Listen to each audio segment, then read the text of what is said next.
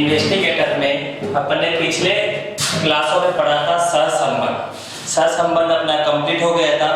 अब सहसंबंध के बाद पढ़ेंगे प्रतिदर्श। प्रतिदर्श जिसको बोलते हैं न्यायदर्श। सैंपल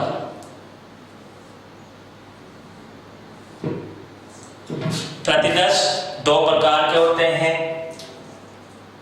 बड़े प्रतिदर्श और छोटे प्रतिदर्श। दो प्रकार के प्रतिदर्श होते हैं, बड़े प्रतिदर्श और छोटे प्रतिदर्श। वहां तक पहुंचने से पहले अपन कुछ शब्द पढ़ते हैं। समग्र जिसको बोला जाता है समष्टि, और एक होता है प्रतिदर्श या न्यायदर्श। प्रतिदर्श को न्यायदर्श बोले या फिर प्रतिदर्श बोले, एक ही बात होती है। समग्र समष्टि मतलब पॉपुलेशन। समग्र क्या होता है, प्रतिदर्श क्या होता है। प्रतिदर्श को आगे पढ़ने से पहले प्रतिदर्श होता क्या है, तो प्रतिदर्श जो एक सैंपल जो समग्र में से लिया गया, जैसे अपन देखें, जैसे ये पूरे क्या है, एक समग्र के रूप में देखा।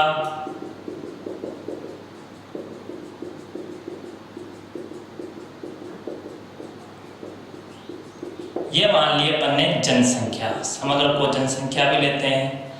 जनसंख्या एक किसी शहर या किसी राज्य की जनसंख्या है जिसमें अपन को अध्ययन करना है। तो ये पूरा शहर, जैसे लिया अपन राजस्थान, तो ये पूरा राजस्थान है, इसमें अपन को अध्ययन करना है। तो ये पूरा राजस्थान क्या होगा, समग्र, जिसमें से अपन को अध्ययन करना है। किसी भी जगह राजस्थान में कितने व्यक्ति शिक्षित है, कितने अशिक्षित है, तो सभी का अध्ययन करना, एक एक का अध्ययन करना। तो ये पूरा विभाग क्या कहलाएगा, समग्र कहलाएगा। इनमें से कुछ को चुनना, इनमें से कुछ को चुनना, जैसे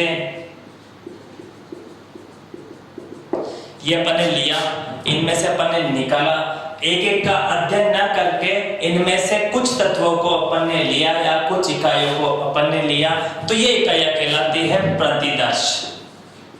ये इकाइयां कहलाती है प्रतिदर्श, सैंपल। तो इन सैंपल में वह सभी गुण विद्यमान होने चाहिए जो इस पूरे समग्र में दिए गए हों। तो पूरे समग्र में से कुछ इकाइयों को चुना गया, तो चुनी गई इकाइयां क्या कहलाती है, प्रतिदर्श कहलाती है। पूरे समग्र में से जो इकाइयां चुनी गई वो इकाइयां कहलाती है, प्रतिदर्श कहलाती है। और चुनने की जो प्रक्रिया होती है, चुनने की जो प्रक्रिया होती है वो कहलाती है प्रतिचयन, जिसको बोलते हैं सैंपलिंग। चुनने की क्या कहलाती है, प्रतिचयन, जिसको बोला जाता है सैंपलिंग। तो तीन शब्द हुए, समग्र, प्रतिदर्श और प्रतिचयन। समग्र क्या होगा, वह संपूर्ण जिसका अध्ययन करना है। हाँ, और उस संपूर्ण में से कुछ इकाइयां अपन ने चुनी, तो चुनी गई इकाइयां कहलाती है प्रतिदर्श कहलाती है, जिसको बोलते हैं सैंपल। और चुनने की जो प्रक्रिया होती है वो प्रक्रिया कहलाती है प्रतिचयन, जिसको बोलते हैं सैंपलिंग। तो देखना, समग्र और जो समग्र के माप होते हैं और जो प्रतिदर्श के माप होते हैं। तो प्रतिदर्श क्यों चुना जाता है, ताकि संपूर्ण इकाइयों का अध्ययन करने में समय धन अधिक व्यय होता है, जबकि इस कार्य को कम समय में किया जा सके। यह एक वैज्ञानिक विधि है। यह एक क्या है, वैज्ञानिक विधि है, वैज्ञानिक विधि है। बहुत सी जगह ऐसी होती है जहां केवल इसी विधि का प्रयोग किया जा सकता है, समग्र का प्रयोग नहीं किया जा सकता। जैसे ब्लड टेस्ट करना, तो किसी व्यक्ति के में से संपूर्ण खून निकालकर उसका टेस्ट नहीं किया जा सकता, केवल कुछ बूंद लेकर ही उसका टेस्ट किया जाता है, तो कहलाता है प्रतिदर्श या सैंपलिंग विधि। तो प्रतिदर्श का अर्थ समझना था, केवल में प्रतिदर्श होता क्या है। तो समग्र में से चुनी गई इकाइयां प्रतिदर्श कहलाती है और चुनने की प्रक्रिया क्या कहलाती है? प्रतिचयन कहलाती है। वैसे अपना टॉपिक अपन को पढ़ना है प्रतिदर्श, तो आगे बढ़ते हैं। प्रति चुनने की जो बहुत सारी विधियां होती है, जो प्रोबेबिलिटी नॉन प्रोबेबिलिटी पर आधारित होती है, उसको अपन बाद में देखेंगे। अपन केवल पढ़ रहे हैं प्रतिदर्श। तो देखना आगे, इसको मिटाते हैं।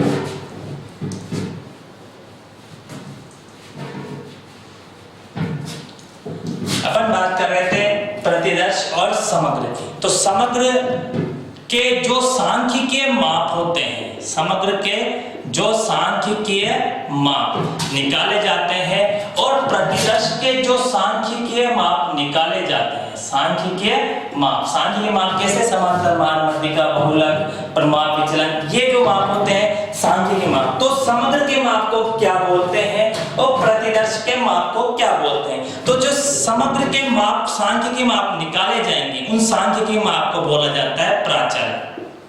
जितने भी सांख्यिकीय माप होते हैं, समांतर, माध्य, मध्यिका, बहुलक, माध्य विचलन, प्रमाप विचलन, तो वो जो सांख्यिकीय माप होते हैं, अगर वो समग्र की इकाइयों से निकाली गई है तो कहलाते हैं प्राचल। और जो प्रतिदर्श होते हैं, प्रतिदर्श के मापों से, प्रतिदर्श के माप जो होते हैं सांख्यिकीय माप, वो क्या कहलाते हैं? प्रतिदर्शज। प्रतिदर्शज जो इकाइयां प्रतिदर्श की है और जो इकाइयां समग्र की है। तो समग्र की इकाइयों से जो सांख्यिकीय माप निकाले जाते हैं वो कहलाते हैं प्राचल। और प्रतिदर्श की इकाइयों से जो सांख्यिकीय माप निकाले, जैसे मान लो निकाला समांतर माध्य, तो समांतर माध्य अगर समग्र का निकाला तो वो कहलाएगा प्राचल, और समांतर माध्य निकाला आपने प्रतिदर्श का तो वो कहलाएगा प्रतिदर्शज। क्लियर? तो इसके माप क्या कहलाते हैं? प्राचल, और इसके माप क्या कहलाते हैं? प्रतिदर्शज। अब बात करते हैं कि जो अपन सैंपल पढ़ते हैं, सैंपलिंग पढ़ते हैं, उस सैंपलिंग में कुछ माप होते हैं, तो उन मापों को किस प्रकार से प्रदर्शित किया जाता है। तो अपन जब सैंपलिंग पढ़ेंगे तो उसमें जो जो विशेष करके यूज में होते हैं उनके सिंबल क्या होते हैं। जैसे प्रमाप, ये कहलाया प्राचल, तो आपको समझ में आया होगा प्राचल किसके लिए होगा? समग्र के लिए। लिख देते हैं प्राचल किसके लिए? समग्र के लिए। और ये होगा प्रतिदर्शज, ये किसके लिए होते हैं? प्रतिदर्श के लिए। ये सैंपल के लिए और ये समग्र के लिए। जैसे आकार,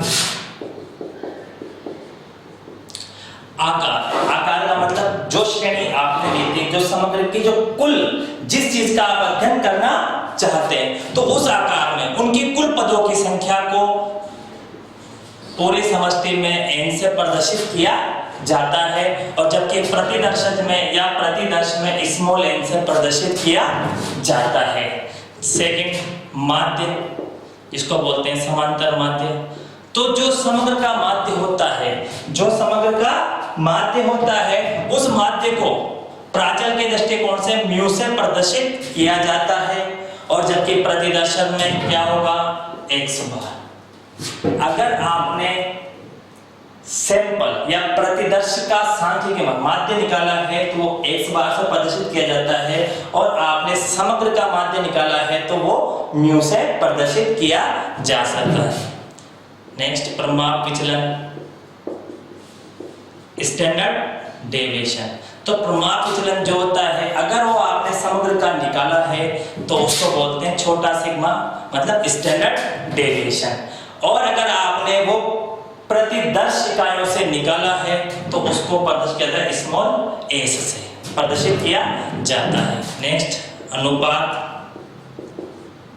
तो अनुपात को, अगर आपने अनुपात समष्टि का लिया है तो कैपिटल लेटर में p से प्रदर्शित किया जाता है, और प्रतिदर्श इकाइयों का लिया है तो स्मॉल p से प्रदर्शित किया जाता है। तो विशेष रूप से ये जो माप होते हैं, ये जो प्राचल, ये क्या कहलाएंगे? प्राचल, और ये क्या कहलाएंगे? प्रतिदर्शज। मतलब दोनों का मतलब यह दोनों आकार है। यह आकार हुआ समग्र का, समग्र की कुल इकाइयों का, और यह आकार हुआ कुल इकाइयों में से चुनी गई इकाइयों का। यह क्या कहलाएगा? माध्य।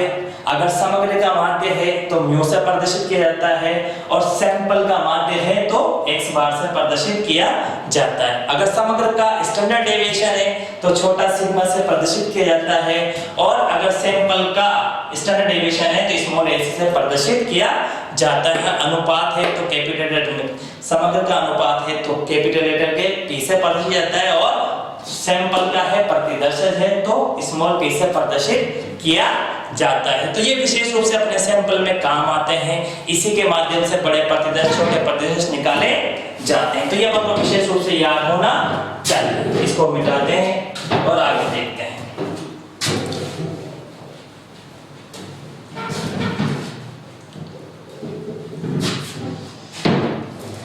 अभी अपन ने एक बात देखी थी कि समग्र और प्रतिदर्श।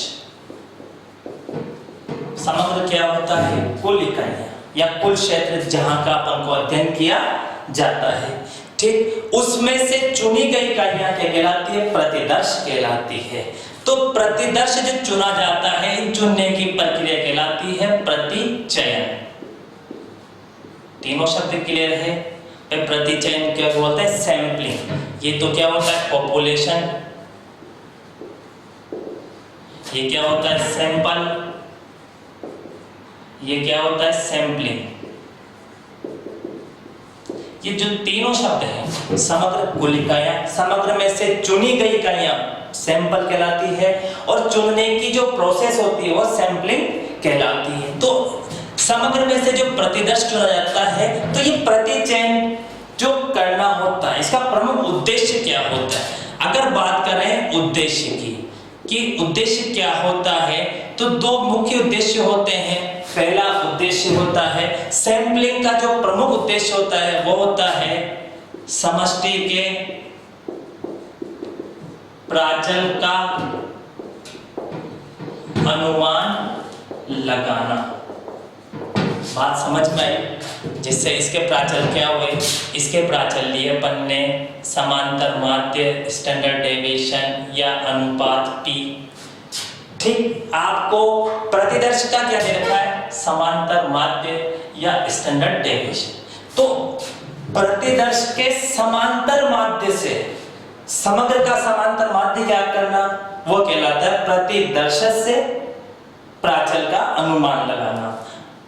सैंपल का स्टैंडर्ड डेविएशन दिया हुआ है, तो सैंपल के स्टैंडर्ड डेविएशन से समग्र का स्टैंडर्ड डेविएशन निकालना, ये कहलाता है प्रतिदर्श से प्राचल ज्ञात करना। तो सैंपलिंग का जो उद्देश्य होता है वो होता है सैंपलिंग के माध्यम से, मतलब अपन जो सैंपल लिए, जो अपन ने शुद्ध इकाई ली, उन इकाइयों से जो निष्कर्ष निकलेगा वह निष्कर्ष पूरे समग्र पे लागू होगा। तो ये जो चुनने की प्रक्रिया होती है पूरी साइंटिफिक होती है, वैज्ञानिक विधि होती है जो मान्य होती है।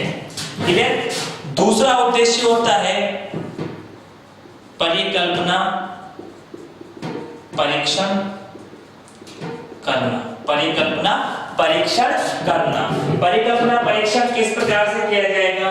हाइपोथेसिस टेस्ट बोलते हैं, जिसको अपन आगे पढ़ेंगे। परिकल्पना परीक्षण, ये दो प्रमुख उद्देश्य होते हैं सैंपलिंग के, मतलब प्रतिचयन के। जो प्रतिदर्श निकाला अपन ने, उस प्रतिदर्शों से जो निष्कर्ष निकला, उस निष्कर्ष को समग्र पर लागू करना। तो उसके दो प्रमुख उद्देश्य होते हैं, प्रतिदर्शों की सहायता से प्राचल ज्ञात करना और परिकल्पना परीक्षण करना कि जो अपने निष्कर्ष निकले वो सत्य है या असत्य है। ठीक, आगे देखते हैं।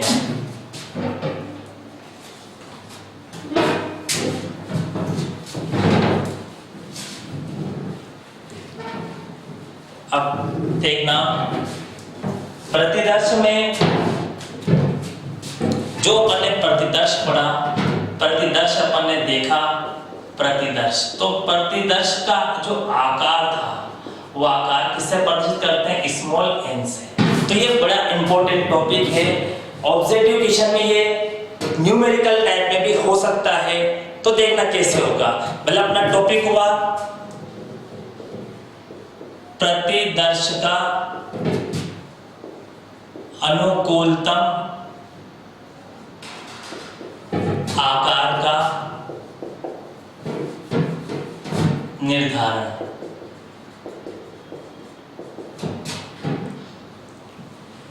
प्रतिदर्श का अनुकूलतम आकार का निर्धारण। जो मैंने सैंपल ली, सैंपल में क्या होती है? इकाइयां। समग्र में से कुछ चुनी गई इकाइयां। तो वो जो इकाइयां होती है, तो इकाइयां में जो तत्व होते हैं वो दो प्रकार के होते हैं। आपको पता है, एक तो होता है चर समंक, दूसरा होता है गुण समंक। तो जो अनुकूलतम आकार होते हैं वो चर समंकों के लिए और गुण समंकों के लिए। तो पहला पढ़ते हैं अपन चर समंकों के लिए, चर समंकों के लिए अनुकूलतम आकार। चर समंकों के लिए अनुकूलतम आकार। पहले अनुकूलतम आकार कैसे होगा? तो अनुकूलतम आकार को ज्ञात करने के लिए निम्न सूत्र का प्रयोग किया जाता है। सूत्र क्या होगा? देखते हैं। जेड स्क्वायर स्टैंडर्ड डेविएशन का स्क्वायर अपॉन एक्स बार माइनस म्यू का स्क्वायर, ये इसका फॉर्मूला होता है। तो देखना, जेड क्या होता है? विश्वास्यता स्तर पर क्रांतिक मान। ये क्या हुआ? समष्टि का प्रमाप विचलन, मतलब स्टैंडर्ड डेविएशन। ये क्या हुआ? प्रतिदर्श का समांतर माध्य, और ये क्या हुआ? समष्टि का समांतर माध्य। मतलब क्वेश्चन में आपको समष्टि का या समग्र का प्रतिदर्श का माध्य दिया गया हो और समग्र का प्रमाप विचलन दिया गया हो, तो ऐसी स्थिति में अनुकूलतम आकार, मतलब जो आपने सैंपल लिए थे उन सैंपलों की संख्या कितनी है, सैंपलों की संख्या ज्ञात करना। भाई जो आपने सैंपल लिए थे वो कितने हैं? मतलब इसको देखें अपन, जेड क्या हुआ? जेड बराबर विश्वास्यता स्तर पर क्रांतिक मान। स्टैंडर्ड डेविएशन क्या हुआ?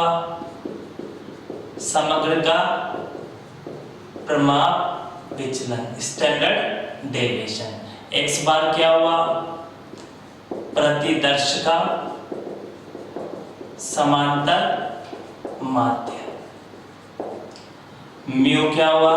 समष्टि का समांतर माध्य या माध्य भी बोल सकते हैं। ये चारों होते हैं जिनमें इनकी वैल्यू अपन को दी गई हो, तो ऐसी स्थिति में जो प्रतिदर्श लिए गए थे उन प्रतिदर्शों की संख्या क्या थी वह ज्ञात करना ये होता है। तो एक बात ध्यान रखना, विश्वास्यता स्तर जो देखते हैं अपन, वो देखते हैं 5% पे, 1% पे। तो जो मान होता है जेड का, जो क्रांतिक मान होता है 5% पे 1.96 होता है और 1% पे 2.58 होता है। तो ये अपन को मान याद होने चाहिए, 1.96 और 2.58। देखो ये दो प्रकार के माप होते हैं, द्विपुच्छ द्विपुच्छ और एकपुच्छ परीक्षण। तो द्विपुच्छ परीक्षण के माप दिए गए हैं ये, और एक ही स्तर पर द्विपुच्छ परीक्षण और एकपुच्छ परीक्षण के मान अलग अलग होते हैं। तो ये जो है ये कौन से मान हैं? द्विपुच्छ परीक्षण के कौन से मान है? द्विपुच्छ परीक्षण के मान है 1.96, 2.5। तो ये ध्यान रखना, प्रतिदर्श का जो संख्या याद करनी है, मतलब जिनसे आपने सांख्यिकीय माप जिसको बोलते हैं प्रतिदर्शक और प्राचल, तो प्रतिदर्श और प्राचल आपको दिए गए हैं और आपसे पूछ लिया गया है कि अनुकूलतम आकार क्या होगा प्रतिदर्श का, तो उसके लिए इस फॉर्मूले का प्रयोग किया जाएगा। n बराबर जेड स्क्वायर स्टैंडर्ड डेविएशन का स्क्वायर अपॉन एक्स बार माइनस म्यू का होल स्क्वायर। अब इस टॉपिक को अपन एक उदाहरण के द्वारा देखते हैं। इसको मिटाता हूं मैं।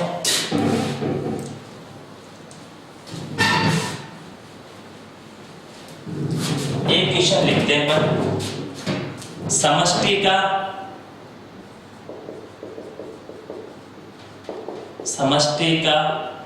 प्रमाप विचलन बराबर 10 तथा समष्टि का प्रमाप विचलन 10 तथा समष्टि माध्य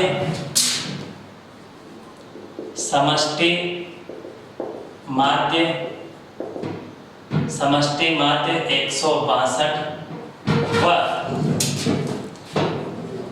प्रतिदर्श माध्य 160.04 दिया गया हो, 160.04 दिया गया हो तथा सार्थकता का अपेक्षित स्तर 5% हो तो 5% हो तो प्रतिदर्श का आकार बताइए। ये क्वेश्चन आपको दिया गया है। देखो इसमें समष्टि का माध्य कितना, समष्टि का परमाणु विचलन कितना 10 और समष्टि का माध्य कितना 162 और प्रतिदर्श का माध्य कितना 160.04 और सार्थकता का अपेक्षित स्तर कितना है 5%। ठीक, तो सॉल्यूशन करते हैं, इसको सोल्व कैसे करेंगे। ठीक, इसमें क्या क्या दिया गया है, समष्टि का परमाणु विचलन मतलब स्टैंडर्ड डेविएशन किससे प्रतिशत करेंगे, छोटा सिग्मा से। किसका, समष्टि का परमाणु विचलन कितना हुआ 10 और समष्टि का माध्य तो मतलब म्यू बराबर कितना दिया हुआ है आपको 162 और उसके बाद प्रतिदर्श का माध्य कितना 160.04 मतलब x बार कितना हुआ आपका 160.04 और सार्थकता का अपेक्षित स्तर कितना है z, तो z 60% 5% पे कितना होगा, मैंने भी बताया था आपको, ये लिखा हुआ है 1.96 5% कितना हो 1.96। तो आकार ज्ञात करने का फॉर्मूला लिखा था n बराबर z स्क्वायर स्टैंडर्ड डेविएशन का स्क्वायर अपॉन x बार माइनस म्यू का होल स्क्वायर। क्लियर, तो n बराबर z का मान कितना होगा 1.96 का होल स्क्वायर, स्टैंडर्ड डेविएशन कितना है 10 का स्क्वायर अपॉन x बार कितना है आपके x बार का 160.04 और माइनस म्यू कितना 162 का स्क्वायर। इसको सॉल्व करते हैं तो 1.96 का स्क्वायर करें तो 1.96 इंटू 1.96 दो बार लिख लें और इंटू 10 का स्क्वायर कितना होता है 100 अपॉन इसको इसका माइनस करें तो कितना होगा 1.96 का होल स्क्वायर, यही बचेगा। तो इसको सोल्व करें, इधर n बराबर 1.96 इंटू 1.96 इंटू 100 अपॉन कितना बचा 1.96, तो इसको भी दो बार लिख लें 1.96, यही हुआ, यही बचा। तो 1.96 से 1.96 तो n बराबर कितना हुआ 100। तो प्रतिदर्श की संख्या कितनी रही होगी 100 प्रतिदर्शों की संख्या रही है, उसका अनुकूलतम आकार कितना था 100, जिसके अपन ने ये माप निकाल लेते। प्रतिदर्श का माध्य कितना था 160.04, तो ये अनुकूलतम आकार किसका, प्रतिदर्श का। क्लियर, एक उदाहरण और देखते हैं इसका।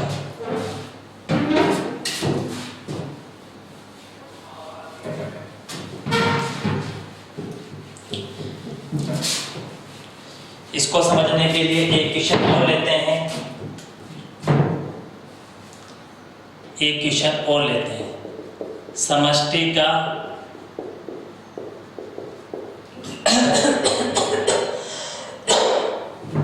समष्टि का परमाणु विचलन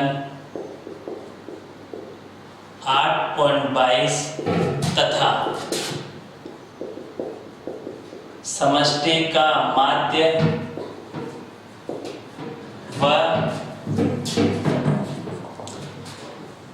प्रतिदर्श के माध्य में अंतर 3 हो तथा सार्थकता का अपेक्षित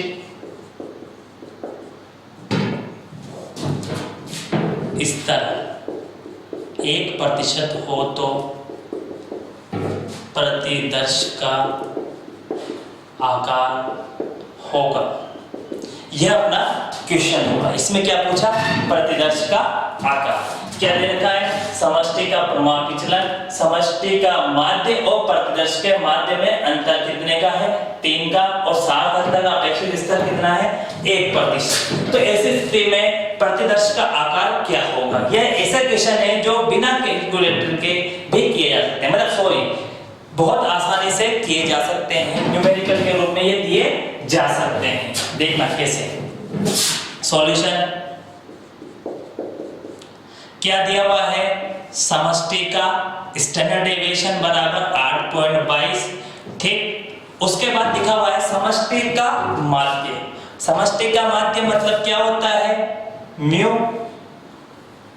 समष्टि का माध्य क्या होता है, म्यू। और प्रतिदर्श का माध्य मतलब क्या होता है, x बार। दोनों के बीच का अंतर कितना है, बराबर 3, ठीक। सार्थकता का अपेक्षित स्तर कितना दिया हुआ, 1%। तो z बराबर 1% पे वैल्यू क्या होगी, 2.58, क्लियर। तो ऐसी तरह ये अपन को वैल्यू दी गई है और अपन को निकालना क्या है, प्रतिदर्श का आकार। तो प्रतिदर्श का आकार क्या होता है, स्मॉल m। तो स्मॉल m का मैंने फॉर्मूला बताया था आपको, स्मॉल m बराबर z स्क्वायर स्टैंडर्ड डेविएशन का स्क्वायर x बार माइनस म्यू का होल स्क्वायर, ये इसका फॉर्मूला होता है। तो इसको सॉल्व कैसे करेंगे, स्मॉल m बराबर z का मान क्या हुआ, 2.58 का होल स्क्वायर, स्टैंडर्ड डेविएशन कितना दे रखा है, 8.22, 8.22 का स्क्वायर x बार माइनस म्यू। अब इस क्वेश्चन में डायरेक्ट मान ना देकर दोनों का अंतर दिया हो, तो अपन को भी अंतर लेना है। तो 3 का स्क्वायर ये कितना है, इसको सोल्व करते हैं। तो n बराबर, देखो इसको मैं केएल से सोल्व करता हूँ, तो क्या दे रखा है, 2.58 इंटू 2.58, स्क्वायर कितना होगा, 6.6564 इंटू 8.22। तो 8.22 का स्क्वायर क्या होगा, 8.22 इंटू 8.22, इसका स्क्वायर होगा 67.5684 अपॉन 3 का स्क्वायर क्या होता है, 9, क्लियर। अब इन दोनों को इंटू करके 9 से डिवाइड कर दें, तो दोनों को इंटू करते हैं तो आता है into 6.6564 is equal to small n बराबर 449.762, यहीं तक लेते हैं अपॉन 9। तो इसको डिवाइड करते हैं, डिवाइड बाय कितना करते हैं, 9। तो ऐसी स्थिति में आता है अपने 49.97। तो कुल मिला के बोल सकते हैं और लगा के 50। तो n बराबर कितनी इकाइयां हुई, 50 इकाइयां। अनुकूलतम आकार की इकाइयां कितनी हुई, 50 इकाइयां। तो यह है चर समंकों के लिए, किसके लिए, चर समंकों के लिए। तो चर समंकों के लिए प्रतिशत का अनुकूलतम आकार ज्ञात करना। देखो बात कर रहे हैं अपन सैंपल की, इसीलिए मैंने कुछ बातें बताई है सैंपल को लेकर। इससे आगे अपन चल रहे हैं, अपन बड़े प्रतिदर्श छोटे प्रतिदर्श पढ़ेंगे, ठीक। तो ये सैंपल का अनुकूलतम आकार निर्धारित करने के लिए ये फॉर्मूला आपको विशेष रूप से याद होना चाहिए। z क्या होता है, z के 5% पे क्या वैल्यू होती है, 1% पे क्या वैल्यू। तो 5% पे कितनी होती है, 1.96, 1% पे कितनी होती है, 2.58। और जब भी चर समंकों के लिए दिया होगा तो आपको प्रतिदर्श का और समग्र का दोनों के माध्य और समग्र का क्या दिया होगा, स्टैंडर्ड डेविएशन दिया होगा। और सार्थकता स्तर पर आपसे क्या पूछा जाएगा, अनुकूलतम आकार पूछा जाता है। तो ये हुआ चर समंकों के लिए प्रतिदर्श का अनुकूलतम आकार। अब पढ़ते सेकंड अपन गुण समंकों के लिए प्रतिदर्श का आकार।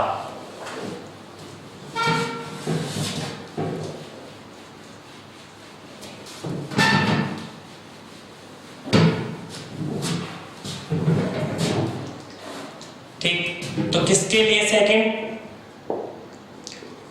गुण समंकों के लिए। तो देखो गुण समंक कौन से होते हैं, ऐसे तथ्य जिन्हें संख्या में व्यक्त नहीं किया जा सकता, वो क्या कहलाते हैं, गुण समंक कहलाते हैं। तो गुण समंकों के लिए क्या निकालना है अपन को, प्रतिदर्श का अनुकूलतम आकार। तो प्रतिदर्श का अनुकूलतम आकार ज्ञात करने के लिए एक लाइन में कह सकते हैं, ठीक। जैसे आपको चर समंकों के लिए प्रतिदर्श का अनुकूलतम आकार निकालना था, तो आपको क्या दिए हुए रहते थे, समष्टि और प्रतिदर्श दोनों के माध्य होने चाहिए, उसके अलावा समग्र का प्रमाण विचलन होना चाहिए। तो ऐसी स्थिति में क्या निकलता था, चर समंकों के लिए अनुकूलतम आकार निकलता था। लेकिन अगर आपको प्रतिदर्श के गुण समंकों के लिए गुण समंको के लिए अनुकूलतम आकार ज्ञात करना है तो ये ज्ञात किया जाता है अनुपात के प्रमाप त्रुटि, अनुपात के प्रमाप त्रुटि की सहायता से, स्टैंडर्ड एरर ऑफ प्रोपोर्शन की सहायता से, स्टैंडर्ड एरर ऑफ प्रोपोर्शन की सहायता से क्या निकाला जाता है, प्रतिदर्श का अनुकूलतम आकार निकाला जाता है। क्योंकि प्रतिदर्श का अनुकूलतम आकार ज्ञात करने के लिए गुण समंकों में अनुपात की प्रमाप त्रुटि का प्रयोग किया जाता है। अनुपात की प्रमाप त्रुटि का प्रयोग करके प्रतिदर्श का अनुकूलतम आकार निकाला जाता है। तो इसके लिए क्या फॉर्मूला होगा, n बराबर P Q upon standard error of proportion का स्क्वायर। क्लियर, ठीक। और वैसे मैंने बताया था कि p अनुपात के लिए किसका प्रयोग किया जाता है, कैपिटल लेटर के p का प्रयोग किया जाता है। तो बात क्या होती है, p बराबर क्या होता है, सफलता, q बराबर क्या होता है, असफलता, और स्टैंडर्ड डेविएशन p बराबर क्या हुआ, समग्र का प्रमाप विचलन। क्या दिया हुआ है, समग्र का प्रमाप विचलन दिया हुआ है। तो ये गुण समंकों के लिए क्या होती है, अनुकूलतम आकार के संख्या होती है। क्लियर, उसके लिए इस फॉर्मूले का प्रयोग किया जाता है। एक लाइन में ध्यान रखें कि प्रतिदर्श का अनुकूलतम आकार गुण समंकों के लिए किसके आधार पर निकाला जाता है, अनुपात के प्रमाप त्रुटि के आधार पर, अनुपात के प्रमाप त्रुटि के आधार पर गुण समंकों के लिए प्रतिदर्श का अनुकूलतम आकार निकाला जाता है। इसके लिए अपन एक उदाहरण देखते हैं, इसको मिटाते हैं।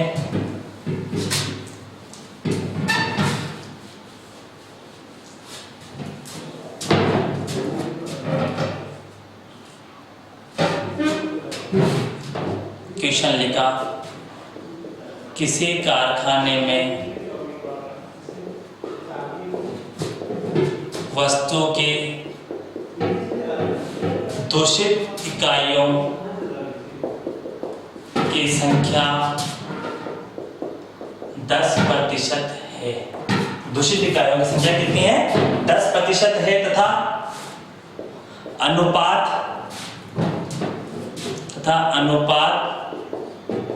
की प्रमाप त्रुटि 0.01 है। क्लियर, मतलब इस संख्या को निकालने के लिए क्या होने चाहिए, अनुपात की प्रमाप त्रुटि 0.01 है। तो प्रतिदर्श का अनुकूलतम आकार होगा।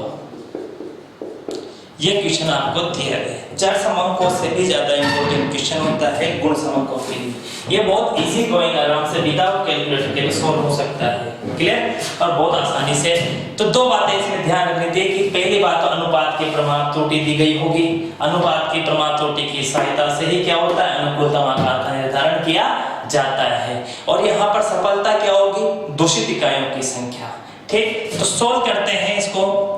तो आपको क्या दिया हुआ है, p बराबर 10%। क्या दिया हुआ है, 10%। तो इसको कन्वर्ट करें तो कितना आ जाएगा, 10/10% है, तो और लाके 10/100, तो बराबर कितना हो गया, 0.10। क्लियर, तो ऐसी स्थिति में असफलता क्या होगी, तो q बराबर क्या होता है, 1 - p होता है। तो q बराबर कितना, 1 - 0.10 बराबर 0.90, q हो गया। क्लियर, और स्टैंडर्ड एरर कितना दिया हुआ है आपको, स्टैंडर्ड एरर कितना दिया हुआ है, स्टैंडर्ड एरर किसके लिए, अनुपात के लिए 0.0 यह आपको दिया हुआ है।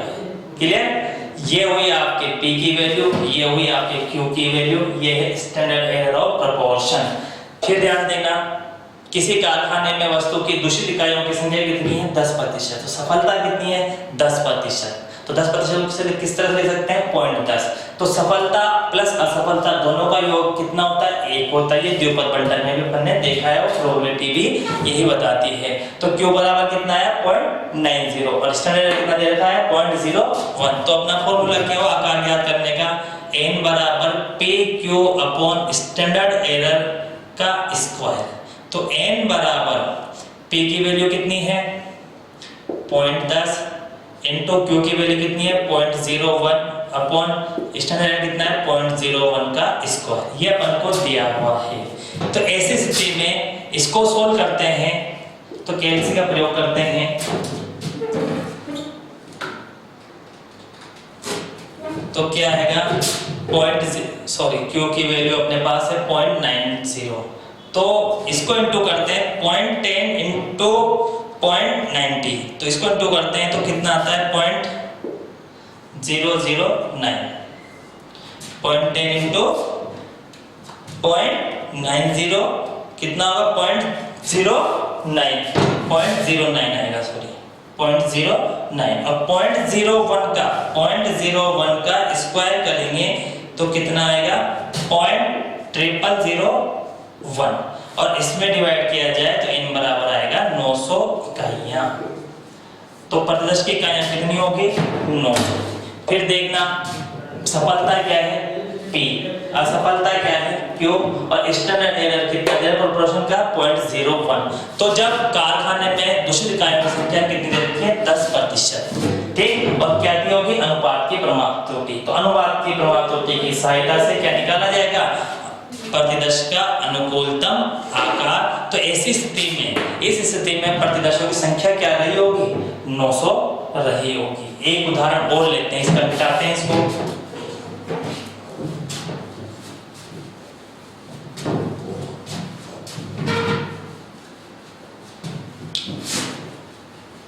एक उदाहरण और लिखते हैं।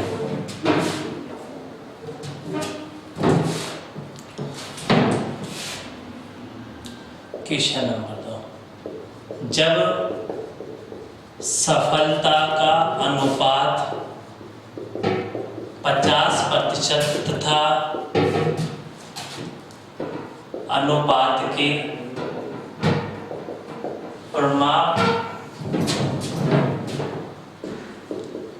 त्रुटि 0.0125 हो तो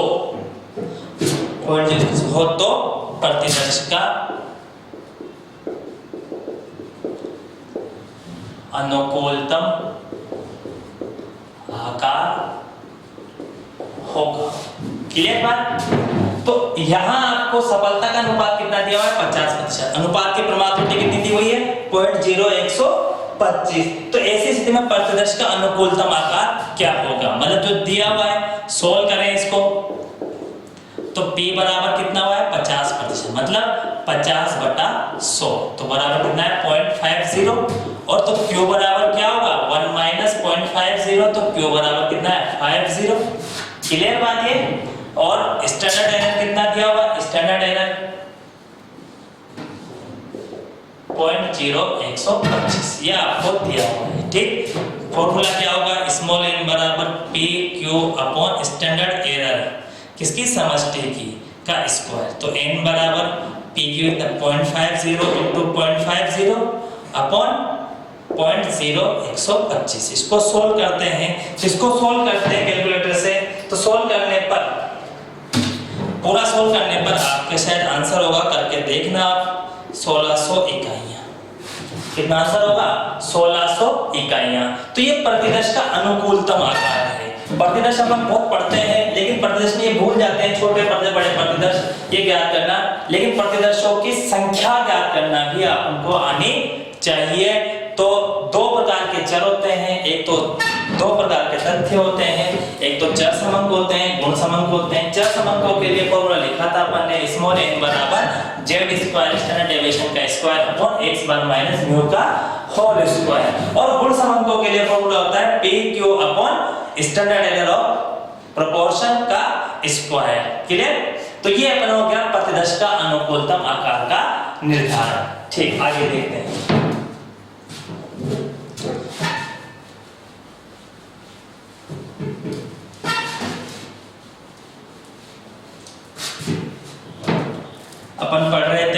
प्रतिदर्श,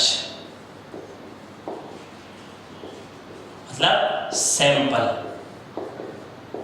ठीक, तो देखना प्रतिदर्श, तो प्रतिदर्श अब तक अपन ने पढ़ा, मैंने तीन शब्द आपके सामने आए, एक तो समग्र, एक प्रतिदर्श और एक प्रतिचय। समग्र क्या होता है? वह संपूर्ण इकाइयां हैं, संपूर्ण क्षेत्र जिसका अध्ययन किया जाता है, तो समग्र कहलाता है। समग्र में से चुनी गई इकाइयां, समग्र में से चुनी गई इकाइयां, किसी भी विधि की सहायता से चुनी गई इकाइयां क्या कहलाती है? प्रतिदर्श, या उसको क्या बोलते हैं? न्यादर्श, सैंपल। और चुनने की प्रक्रिया क्या कहलाती है? प्रतिचयन कहलाती है। वो पढ़ी अपन ने। उसके बाद अपन ने देखा कि प्रतिदर्श जो होता है उसके माप, तो समग्र के जितने भी माप होते हैं, समग्र के मापों को क्या बोला जाता है? समग्र के मापों को प्राचल बोला जाता है, और प्रतिदर्श के मापों को प्रतिदर्शज बोला जाता है। और प्रतिचयन का प्रमुख उद्देश्य क्या होता है? समष्टि के प्राचलों का अनुमान लगाना और परिकल्पना परीक्षण करना। तो प्रमुख उद्देश्य दो होते हैं। अब प्रतिदर्शजों की सहायता से समग्र के प्राचल का अनुमान लगाना। उसके बाद अपन ने पढ़ा प्रतिदर्श का आकार। प्रतिदर्श का आकार दो प्रकार के चरों के लिए कहता है, चर समंकों के लिए और गुण समंकों के लिए। अब बात करते हैं, देखना आगे प्रतिदर्श। तो सैंपल जो होता है ये आकार की दृष्टि से दो भागों में बांटा जाता है, छोटे प्रतिदर्श और बड़े प्रतिदर्श। छोटे प्रतिदर्श और बड़े प्रतिदर्श। आकार के बारे में अपन ने पढ़ा, पूरा आकार याद किया। किसी का आंसर 1600 आया था, किसी का आंसर 100 आया था, किसी का आंसर 900 आया था। अपन ने दो क्वेश्चन सॉल्व भी किए थे। तो आकार क्लियर हुआ। तो आकार के आधार पर प्रतिदर्शों को दो भागों में बांटा जाता है, छोटे प्रतिदर्श और बड़े प्रतिदर्श। तो छोटे प्रतिदर्श कब होंगे? जब आकार की वैल्यू क्या हो? 30 से कम हो। जब प्रतिदर्शों की संख्या क्या हो? 30 से कम हो, तो ऐसी स्थिति में उसे बोला जाता है छोटे प्रतिदर्श। और जब प्रतिदर्शों की संख्या 30 से अधिक हो तो कहलाते हैं बड़े प्रतिदर्श। पर आकार के आधार पर प्रतिदर्शों को दो भागों में बांटा जाता है, एक तो छोटे प्रतिदर्श और बड़े प्रतिदर्श। पहले पढ़ेंगे अपन बड़े प्रतिदर्श। ठीक, तो बड़े प्रतिदर्श कौन से होंगे? जब प्रतिदर्शों की संख्या 30 से अधिक हो। और छोटे प्रतिदर्श कब होंगे? जब प्रतिदर्शों की संख्या 30 से कम हो। तो इंपॉर्टेंट चीज है, इसको याद रखना। कभी कभी सीधा सीधा क्वेश्चन यहाँ से भी आ जाता है। ठीक, इसके बाद की क्लास अपन आगे बढ़ेंगे। यहाँ तक आज के लिए इतना